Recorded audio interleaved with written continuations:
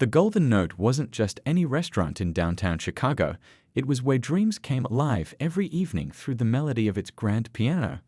Crystal chandeliers sparkled overhead, casting a warm glow on the deep mahogany tables below.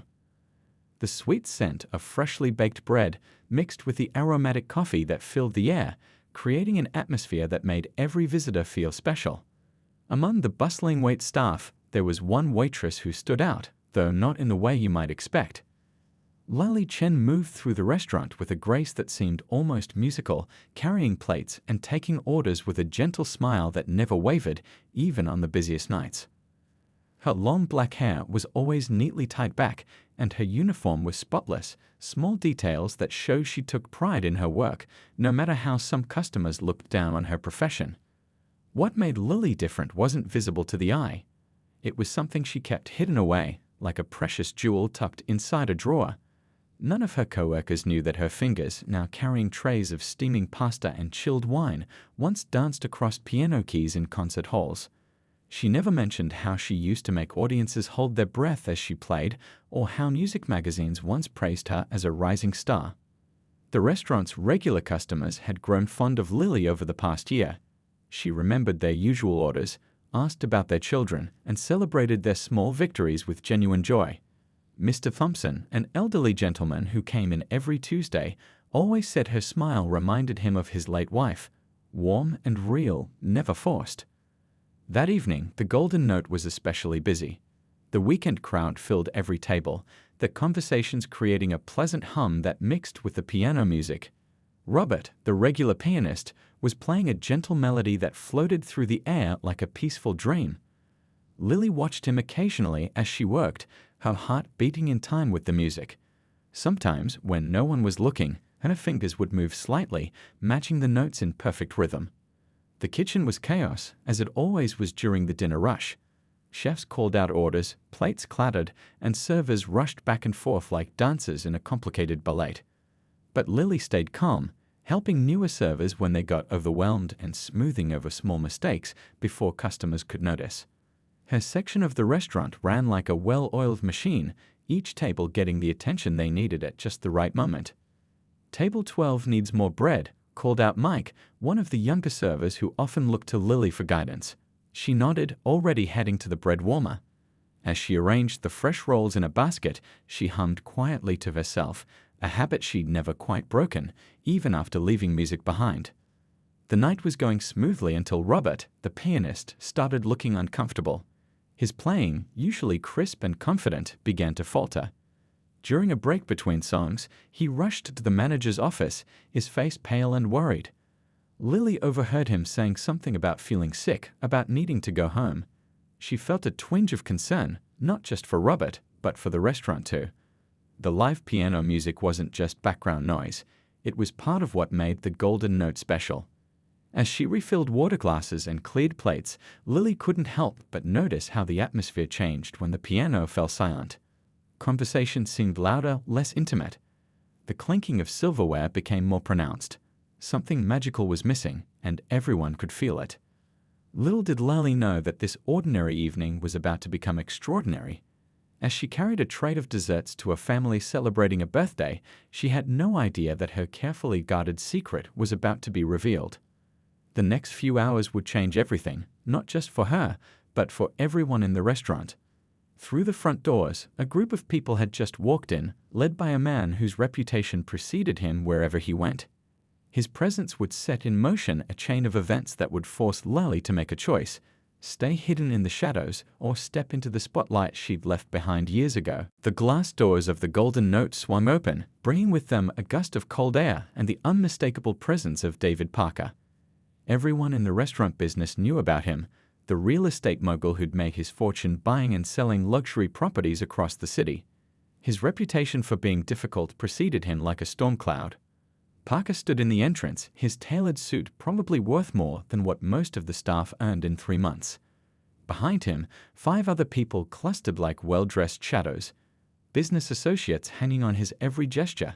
His eyes swept across the restaurant as if he were assessing property value rather than looking for a table. The host, a young man named Tommy, rushed forward with menus clutched to his chest. "Good evening, Mr. Parker." Welcome to the Golden Note. We're honored to have you dining with us tonight. The slight tremor in Tommy's voice betrayed his nervousness. Everyone had heard stories about how Parker had gotten servers fired from other restaurants for the smallest mistakes. As luck would have it, the only table large enough to accommodate Parker's group was in Lily's section. She watched from across the room as Tommy led them to their seats, her heart sinking slightly. Still, she squared her shoulders and reminded herself that difficult customers were just part of the job. Good evening. Lily greeted the table with her usual warm smile. Welcome to the Golden Note. May I start you off with some water and our wine list? Before she could finish her sentence, Parker cut her off with a wave of his hand. Don't waste my time with pleasantries, he said, not even looking up from his phone. Bring us your most expensive bottle of red wine. 2 bottles, and make it quick. One of his companions smirked, while another looked embarrassed by his behavior. Lily maintained her composure, years of experience helping her keep her smile in place. As she turned to get the wine, she heard Parker loudly complaining about the temperature of the restaurant to anyone who would listen. Other diners were starting to glance over, their own conversations growing quieter. When she returned with the wine, Parker made a show of examining the label, though it was clear he knew little about wine beyond its price tag. I suppose this will have to do, he sighed, as if he were making a great concession. Though I've had better at establishments that actually know what they're doing. Throughout the evening, Parker seemed determined to find fault with everything. The bread wasn't warm enough. The lighting was too bright, then too dim. He sent back a perfectly cooked steak, claiming it wasn't prepared to his liking. With each complaint, his voice grew louder, as if he wanted to make sure everyone in the restaurant could hear his dissatisfaction. The other servers began avoiding Lily's section, not wanting to catch Parker's attention. But she continued her work with quiet dignity, serving her other tables with the same care and attention she always did. An elderly couple at a nearby table watched the situation unfold, occasionally giving Lily sympathetic looks. The breaking point came when Parker accidentally knocked over his water glass, sending ice water spreading across the table. "Oh, look at this mess," he announced loudly. "I suppose someone should clean this up." He stared pointedly at Lily, who was already approaching with extra napkins. As she carefully dried the table, Parker turned to his companions. "You know what's wrong with people these days? No appreciation for real culture. Take this place. They call themselves upscale, but look around. Their pianist is nowhere to be found, the service is mediocre at best, and they probably wouldn't know real talent if it served them their overpriced dinner." That's when Parker's eyes fell on the empty piano bench. A smile spread across his face, not a pleasant one, but the kind that suggested he'd just thought of something amusing, at least to him. The same smile a cat might wear when cornering a mouse. "Tell me," he said, his voice carrying across the now quiet restaurant, "does this establishment claim to be a premier dining spot? With no entertainment?" He stood up, commanding attention like a ringmaster at a circus. "Well, ladies and gentlemen, I think it's time we had some real entertainment. Let's make things interesting, shall we?" Lily felt her stomach tighten. She knew that tone. It was the same one bullies used right before they thought they were about to have some fun at someone else's expense. As she watched Parker reach for his wallet, she had no idea that his next words would change the course of the entire evening. Parker stood in the middle of the Golden Note, his presence now impossible to ignore. The restaurant had fallen so quiet you could hear the gentle clink of ice cubes in water glasses. He pulled out his leather wallet, thick with cash, and held it up like a trophy. "Ladies and gentlemen," he announced, his voice dripping with mock courtesy, "I believe we've been robbed of our evening's entertainment. No pianist, no music, just the sound of mediocre service and disappointing food." He paused, clearly enjoying the attention of every diner in the room. Even the kitchen staff had stopped their work, peering through the service window to watch the scene unfold. The restaurant manager, Mrs. Lee, stepped forward. "Mr. Parker, I apologize for the absence of our regular pianist. He had a medical emergency." "A medical emergency?" Parker interrupted with an exaggerated eye roll. "How convenient. Well, I have a proposition that might save this dismal evening." He pulled out a stack of bills and started counting them theatrically. $10,000. Cash. Right here, right now. A murmur rippled through the restaurant. $10,000 was more than most of the staff made in 3 months. Parker smiled, knowing he had everyone's attention. The challenge is simple, he continued, spreading the money on his table like playing cards.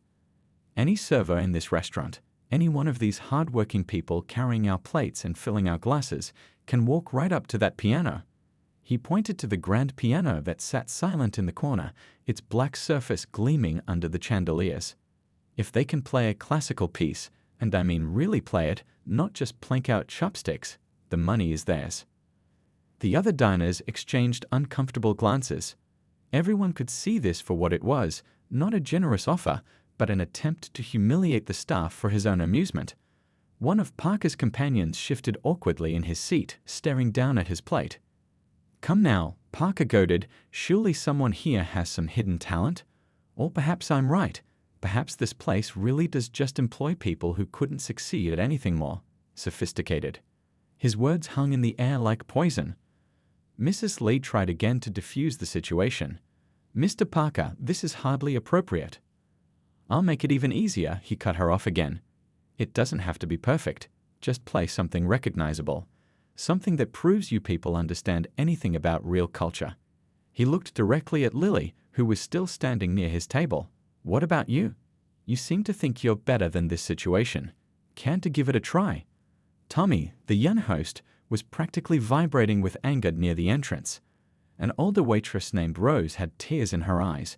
She'd been at the Golden Note for 15 years and had never been treated with such disrespect. In the kitchen, the chef was gripping his spatula so tightly his knuckles had turned white. Lily felt every eye in the restaurant on her. She could see the mix of emotions on her co-workers' faces: anger, embarrassment, helplessness. The elderly couple she'd served earlier looked like they wanted to say something in her defense, but weren't sure how. Parker wasn't done. He pulled out his phone and held it up. "I'll even record it. Give everyone a good laugh. Come on, $10,000. That's probably more than you make in." He paused, pretending to calculate. "Well, let's just say a long time." The silence in the restaurant was deafening. The weight of the moment pressed down on everyone present.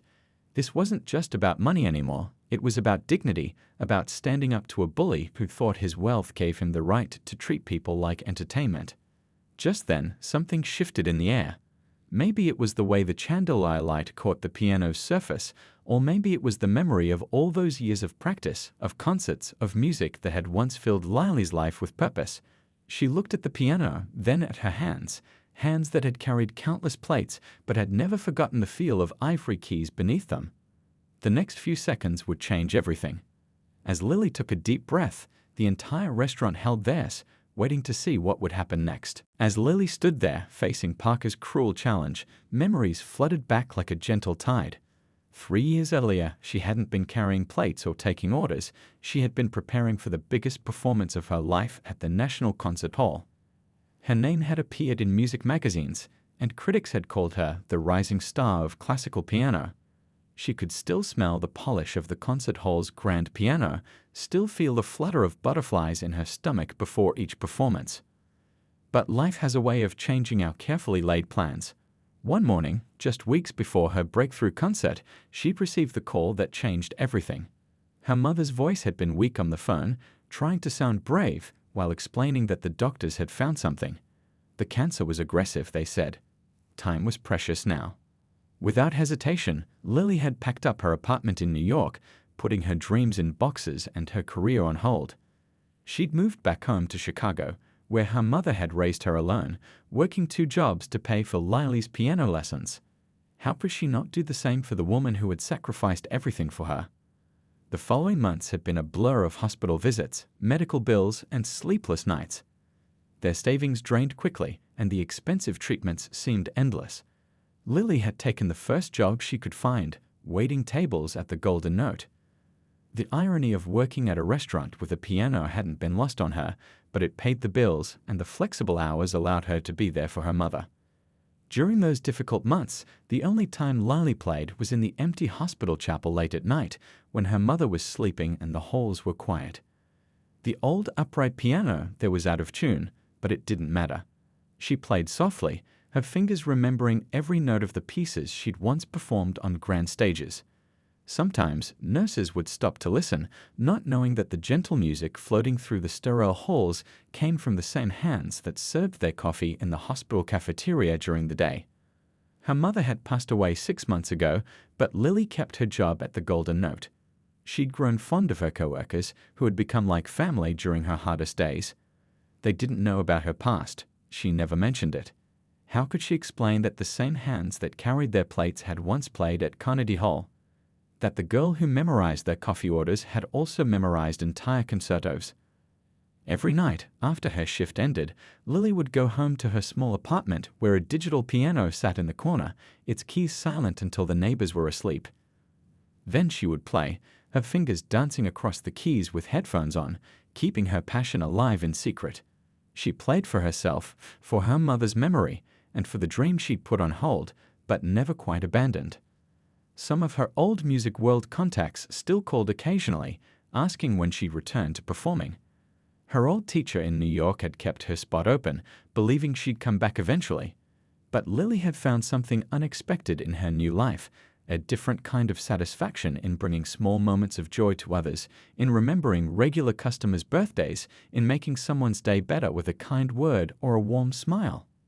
Now, standing in the Golden Note with Parker's challenge hanging in the air, Lily felt those two worlds colliding. The weight of her secret pressed against her chest like a held breath. Her fingers, which had just been carrying plates of pasta and refilling water glasses, tingled with memory. They remembered Bach, Beethoven, and Chopin. They remembered the feel of ivory keys and the thrill of bringing beautiful music to life. Parker had no idea that his cruel attempt at entertainment was about to backfire spectacularly. He couldn't know that the waitress he was trying to humiliate had once received a standing ovation at Lincoln Center. That the hands he thought only capable of carrying plates had mastered some of the most challenging pieces in classical music. As Lily looked at the piano across the room, its sleek surface reflecting the chandelier light, she felt something awakening inside her, not just the musician she had been, but the person she had become. Both parts of her life, the glamorous past and the humble present, had shaped her into who she was now. And maybe, just maybe, it was time to let both worlds meet. The restaurant seemed to hold its breath as Lily stepped away from Parker's table. Her heart was pounding, but her steps were steady as she walked toward the piano. The short distance felt like crossing an ocean, bridging the gap between who she had been and who she was now. A busboy quickly moved to wipe down the piano keys with a clean cloth, his hands shaking slightly with excitement. Mrs. Lee stood nearby, her expression a mixture of concern and curiosity. The rest of the staff had stopped their work entirely, watching their colleague approach the instrument that had been silent all evening. Lily could feel Parker's smug gaze on her back. She heard him stage whisper to his companions, "This should be entertaining." Someone at his table chuckled nervously. The sound echoed in the unusually quiet restaurant, where even the clinking of silverware had ceased. As she reached the piano bench, memories washed over her like warm waves. How many times had she adjusted this same type of bench before performances? Her hands moved automatically, testing the height, finding the perfect position. These small gestures, so familiar yet long unused, felt like greeting old friends. The elderly couple who had watched the whole scene unfold were holding hands tightly. The wife gave Lily an encouraging smile, while her husband nodded softly, as if to say, "Show them who you are." Other diners sat with phones ready, expecting either triumph or disaster. There would be no middle ground tonight. Lily placed her hands on the keys, not pressing them yet, just feeling their cool smoothness beneath her fingers. She closed her eyes for a moment, and in that brief darkness she saw her mother's face. "Music speaks what words cannot," her mother used to say. Tonight, those words felt more true than ever. Opening her eyes, she began to play. The first notes of Chopin's Nocturne in E-flat major filled the air, soft as falling snow. This wasn't a piece chosen at random. It was the last piece she had played for her mother in the hospital chapel, the night before everything changed. The initial gentle phrases floated through the restaurant like a dream. In the kitchen, a pot clattered to the floor, but nobody turned to look. All eyes were fixed on Lily's hands as they moved across the keys with the grace of dancers in a familiar ballet.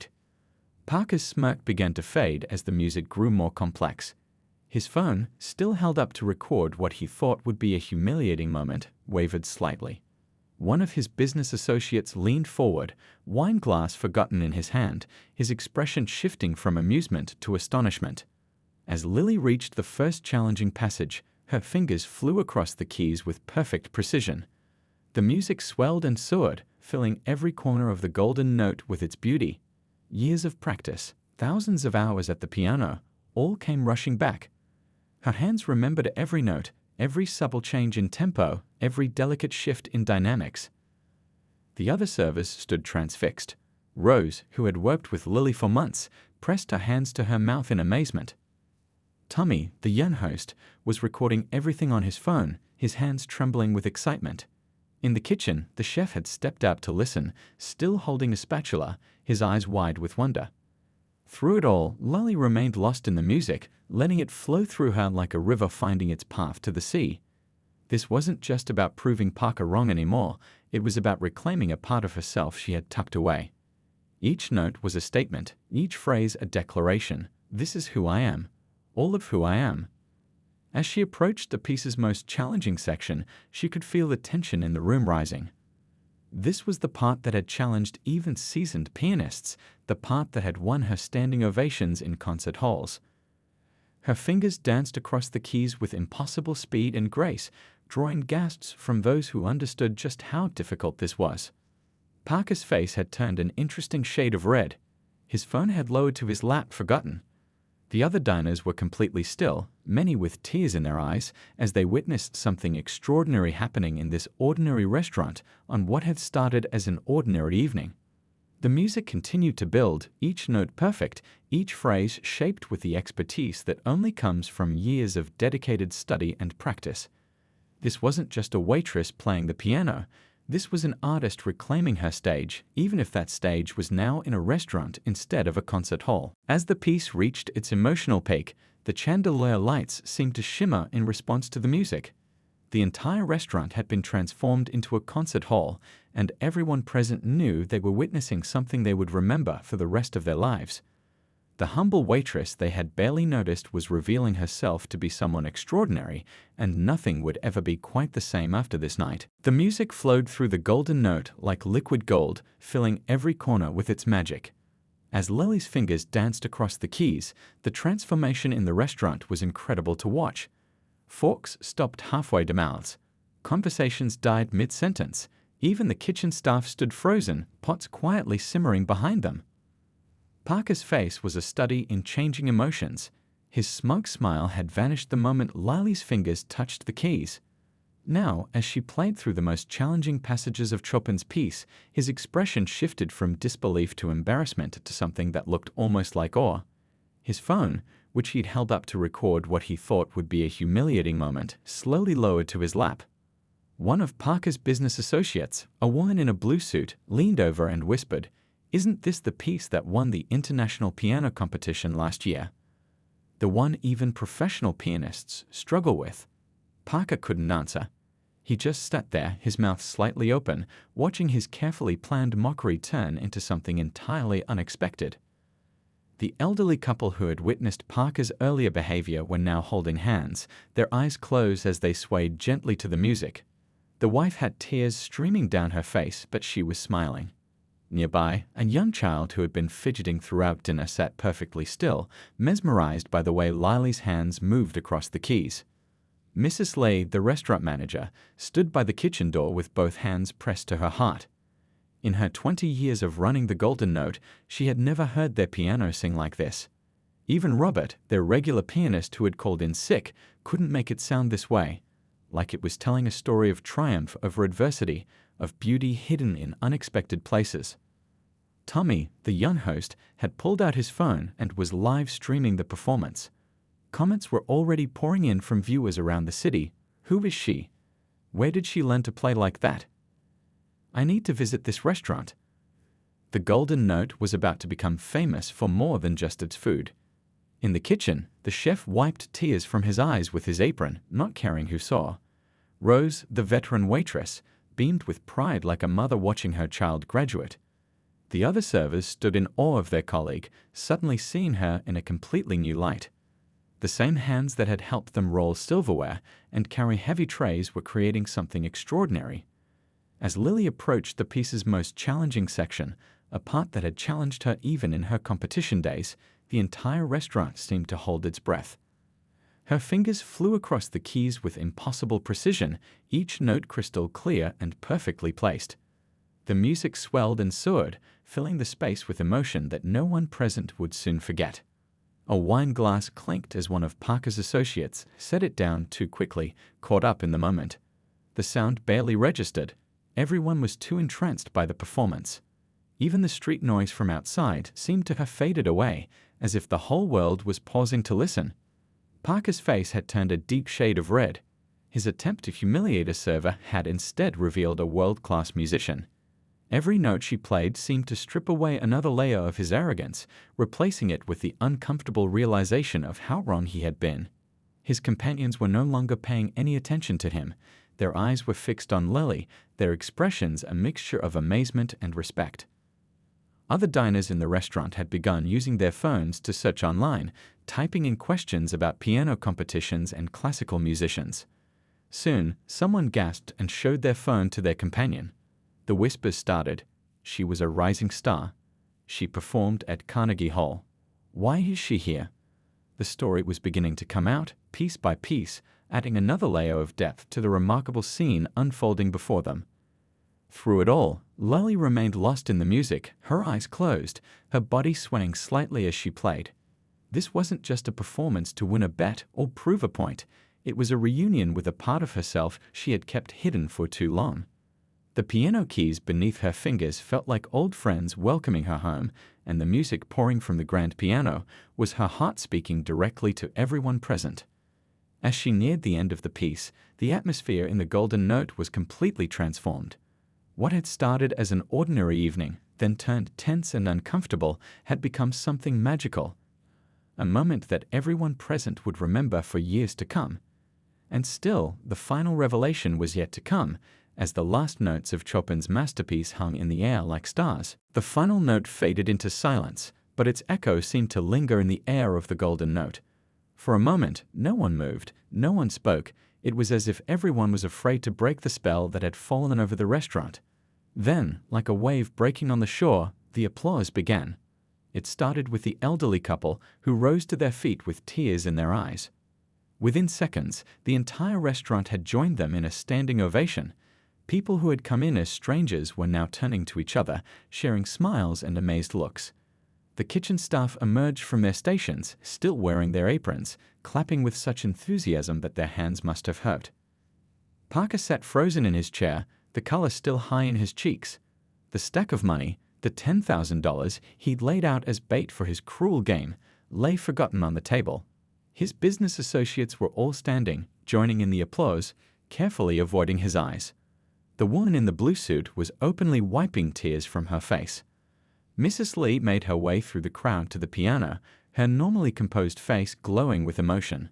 "Lily," she said, her voice carrying in the now quiet room, "why didn't you tell us? All this time."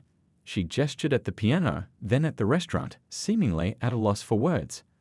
Lily stood from the piano bench, smoothing her waitress apron with slightly trembling hands. "I needed the job," she said simply. "And I grew to love it here. You all became my family when I needed one most." Her voice caught slightly as she thought of her mother, who would have loved to see this moment. The young child who had been mesmerized by the performance tugged on his mother's sleeve. "Can she play here every night?" he asked loudly enough for everyone to hear, causing a ripple of warm laughter through the crowd. Mrs. Lee's eyes lit up. "Actually," she said, turning to Lily, "that's not a bad idea at all. We've been looking for someone special to play here regularly. The position is yours if you want it, though we'd love to keep you as part of our serving family too, if that's what you'd like." Parker finally stood up, his movements stiff and uncomfortable. He picked up the stack of bills from the table, walked to the piano, and held them out to Lily. For the first time that evening, he couldn't meet her eyes. "A deal's a deal," he said quietly. "You more than earned this." Lily looked at the money, then at her co-workers, at Tommy, who was still live streaming with a huge grin on his face, at Rose, who was telling everyone within earshot that she'd always known there was something special about Lily, at the chef who had emerged from the kitchen to join the celebration. She thought about her mother, who had always told her that life's greatest music comes from the heart. Taking the money from Parker, Lily turned to Mrs. Lee. "I'd like to set up a scholarship," she said, "for kids who want to learn music but can't afford lessons. My mom worked so hard to give me that chance. I think she'd like knowing other children will get the same opportunity." The restaurant erupted in applause again. Parker's companions were now looking at him with a mixture of embarrassment and disapproval. One by one, they began adding their own money to the scholarship fund, perhaps trying to distance themselves from their leader's earlier behavior. As the evening wound down, something had changed in the Golden Note. Customers lingered at their tables, sharing stories of their own hidden talents and missed opportunities. The elderly couple told anyone who would listen about their granddaughter who was learning piano. Parker's business associates exchanged business cards with Mrs. Lee, talking about sponsoring future musical events at the restaurant. And Lily, she moved through the restaurant, still carrying plates and refilling glasses, but now she was stopping to chat with customers about music, about dreams, about life's unexpected turns. Her secret was out, but instead of changing her, it had simply added another layer to who she already was. The last customer of the night was the elderly gentleman who had started the standing ovation. As he put on his coat, he paused by the piano where Lily was gathering her things. "You know," he said softly, "some people play music, but others let the music play through them. You did both tonight.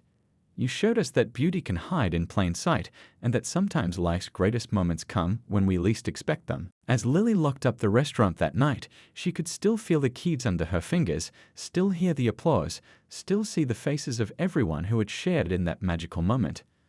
Tomorrow, she would return to serve breakfast to the morning crowd, but she would also prepare for her evening performance. She had found a way to keep both parts of herself, the waitress who brought warmth to people's days, and the pianist who filled their evenings with music. The street was quiet as she walked home, but in her heart, the music played on. Sometimes life's greatest triumphs aren't about choosing between two paths, but about finding a way to walk both at once.